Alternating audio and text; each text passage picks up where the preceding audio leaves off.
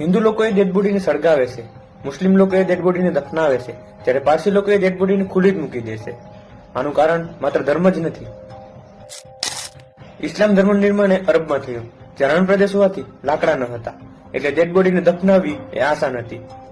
એટલે ડેડ બોડીને દફનાવવાનું કલ્ચર આવ્યું. પારસી ધર્મ ઈરાનના સૂકા અને પથ્થરીય વિસ્તારમાંથી આવ્યું, જ્યાં ન તો લાકડા હતા કે ન તો ખોદી અને કબ્ર બનાવી શકાય તેમ હતું. જેથી ડેડ બોડીને ખુલ્લી મૂકવાનું કલ્ચર આવ્યું, જેથી ગીધ તેને ખાઈ શકે. હિન્દુ ધર્મ આવ્યો ભારતમાંથી, જ્યાં લાકડા હતા એટલે લોકો ડેડ બોડીને સળગાવતા થયા. પરંતુ વાત માત્ર જીઓગ્રાફીની જ નથી, આ ધર્મના લોકોની માન્યતાઓ પણ આમાં જવાબદાર છે.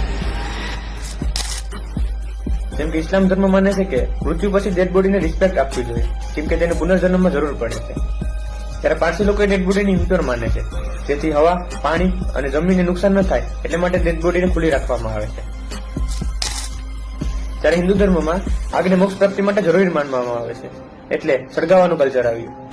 તમે ક્યાં ધર્મમાં માનો છો, કોમેન્ટમાં જરૂરથી લખજો.